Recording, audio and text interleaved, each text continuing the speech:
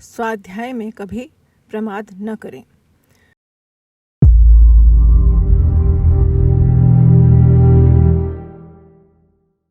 सद्विचारों की महत्ता का अनुभव तो हम करते हैं, पर उन पर दृढ़ नहीं रह पाते।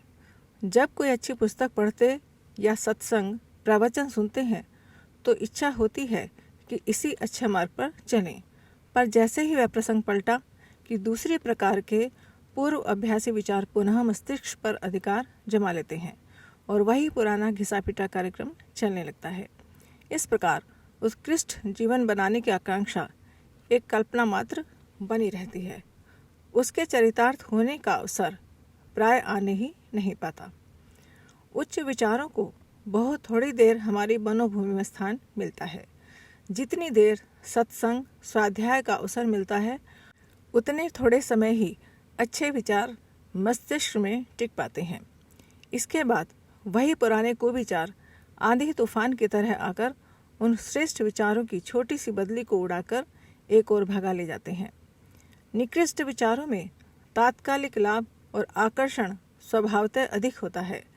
चिरकाल से अभ्यास में आते रहने के कारण उनकी जड़ें भी बहुत गहरी हो जाती हैं।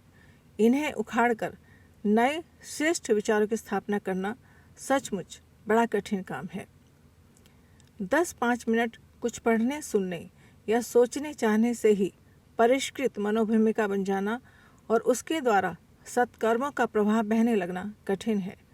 जैसे विचारों को जितनी तीव्रता और निष्ठा के साथ जितनी अधिक देर मस्तिष्क में निवास करने का अवसर मिलता है, वैसे ही प्रभाव की मनोभूमि में प्रबलता होती चलती है।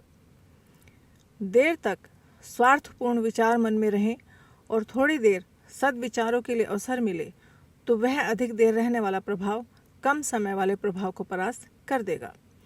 इसलिए उत्कृष्ट जीवन की वास्तविक आकांक्षा करने वाले के लिए एक ही मार्ग रह जाता है कि मन में अधिक समय तक अधिक प्रौढ़, अधिक प्रेरणाप्रद एवं उत्कृष्ट कोटि के विचारों को स्थान मिले।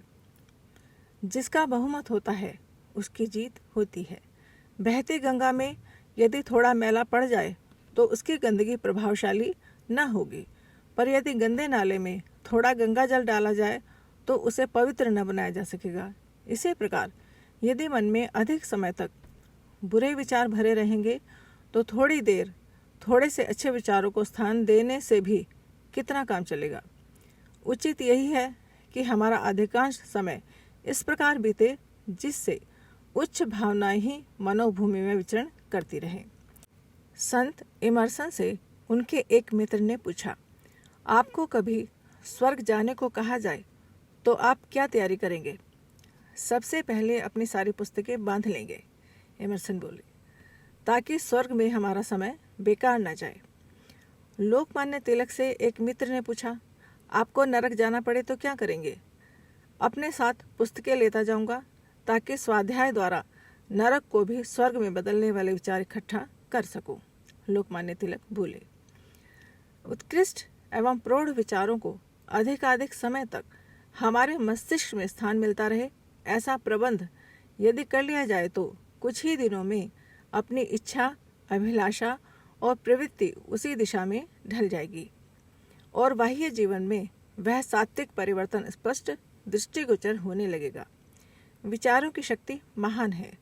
उससे हमारा जीवन तो बदलता ही है, संसार का नक्शा भी बदल सकता है। प्राचीन काल की तरह जीवन के प्रत्येक पहलू पर उत्कृष्ट समाधान प्रस्तुत करने वाले साधु ब्राह्मण भी हमें उपलब्ध रहे होते, वे अपने उज्ज्वल चरित्र, सुलझे व मस्तिष्क और परिपक्व ज्ञान द्वारा सच्चा मार्गदर्शन करा सकते तो कुमार्ग पर ले जाने वाली सभी दुष्प्रवृत्तियों का शमन हो जाता। पर आज उनके दर्शन दुर्लभ हैं। जो देश काल पात्र की स्थिति का ध्यान रखते हुए आज के बुद्धिवादी एवं संघर्षमय युग के अनुरूप समाधान प्रस्तुत करके जीवन को ऊंचा उठाने वाले व्यावहारिक सुझाव दे सके, आज ऐसे मनीषी कहाँ हैं? उनका अभाव इतना अखरता है कि चारों ओर सुनसान दिखाई पड़ता है। ऋषियों की यह भूमि ऋषि तत्व से रहित हो गई है, ऐसा लगता है। दुर्भाग्य एक और भी है कि स्वाध्याय के उपयुक्त साहित्य भी कहीं कहीं ही दृष्टिगोचर होता है। आज की परिस्थितियों में जैसे भी संभव हो सके हमें ऐसा साहित्य तलाश करना चाहिए जो प्रकाश एवं प्रेरणा प्रदान करने की क्षमता से संपन्न हो। उसे पढ़ने के लिए कम से कम 1 घंटा निश्चित रूप से नियत करना चाहिए। धीरे धीरे समझकर विचारपूर्वक उसे पढ़ना चाहिए। पढ़ने के बाद उन विचारों पर बराबर मनन करना चाहिए। जब भी मस्तिष्क खाली रहे यह सोचना आरंभ कर देना चाहिए कि आज के स्वाध्याय में जो पढ़ा गया था उस आदर्श तक पहुंचने के लिए हम प्रयत्न करें।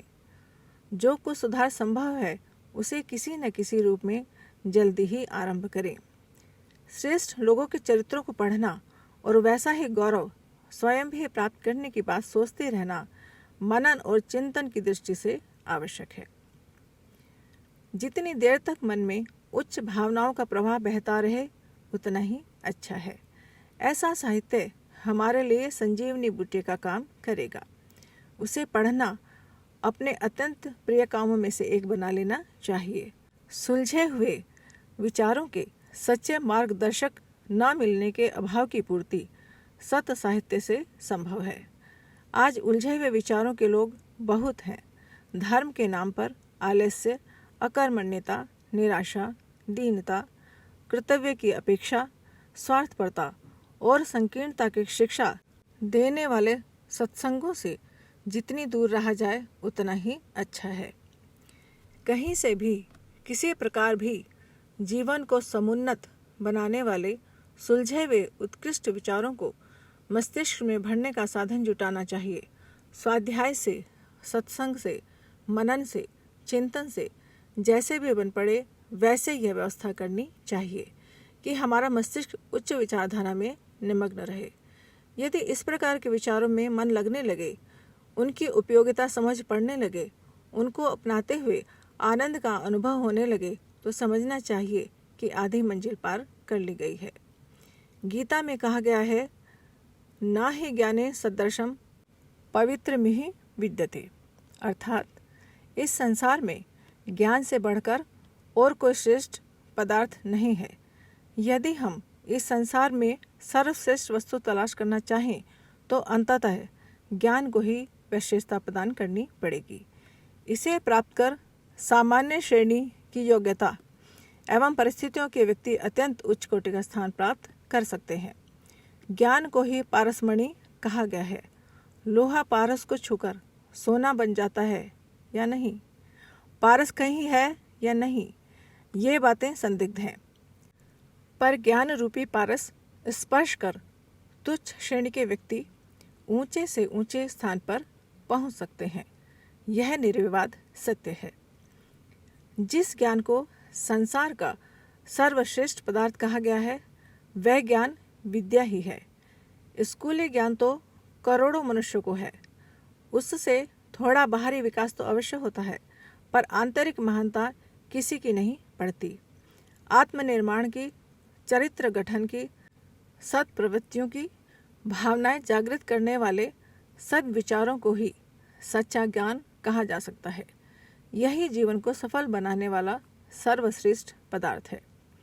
इसे प्राप्त करने के लिए हम में से हर एक को शक्ति भर प्रयत्न करना चाहिए।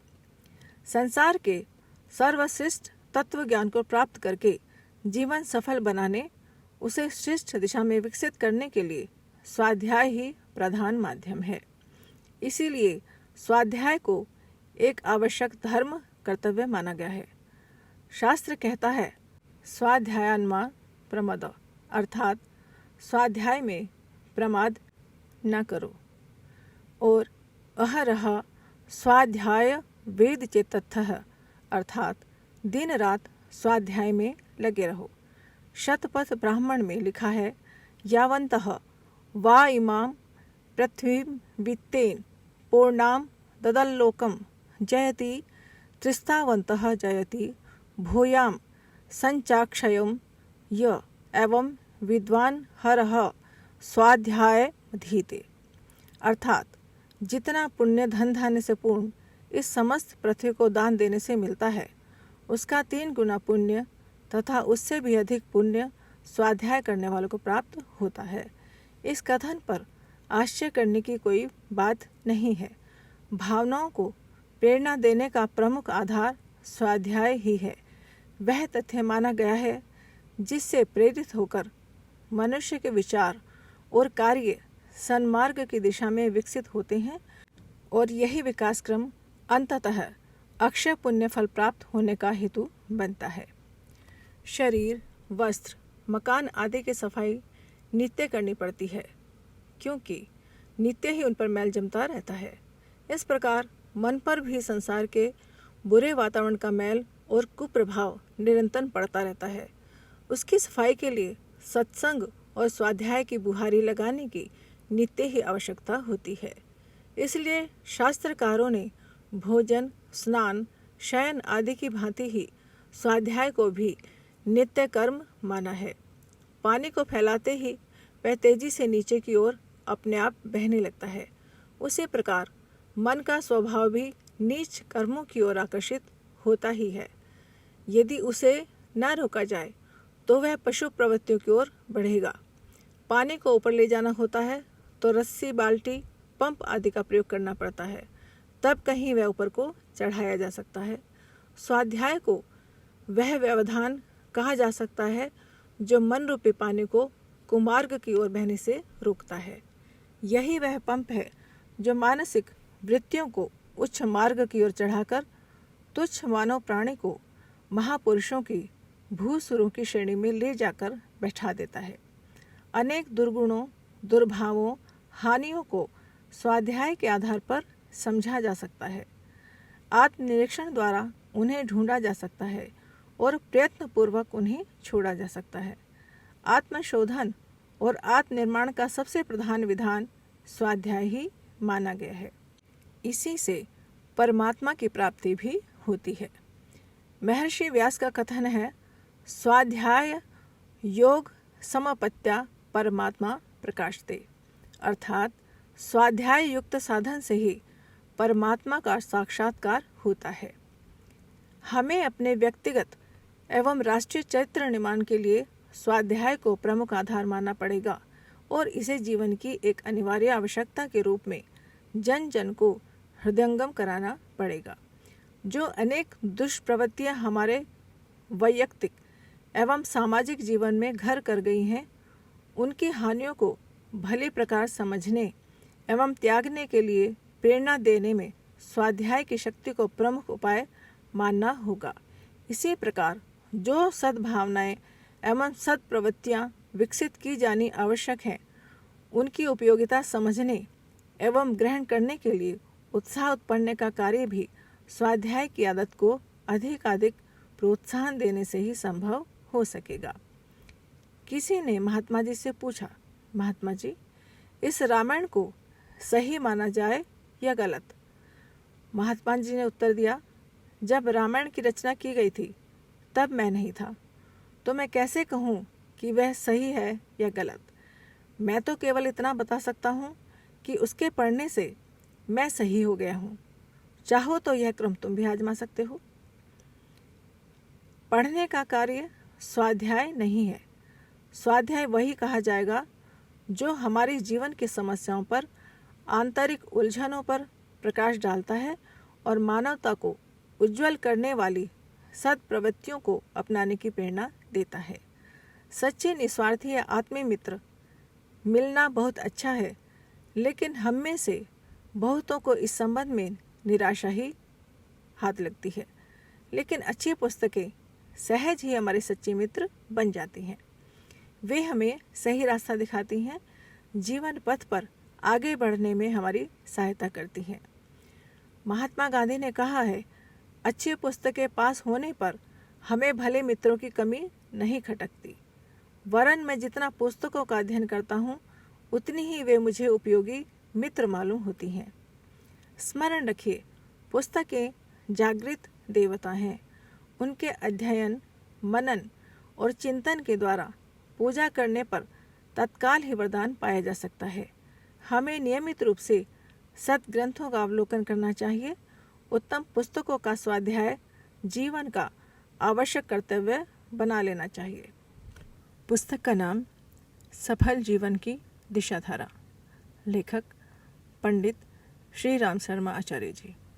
अगर आपको हमारी यह वीडियो पसंद आई हो तो इसको लाइक करें, कमेंट और शेयर ज़रूर करें और हमारे YouTube चैनल ऋषि चिंतन को सब्सक्राइब भी कर लें। साथ ही बेल आइकन को भी दबाएं ताकि आपको आने वाली वीडियोस की नोटिफिकेशंस मिलती रहें। धन्यवाद।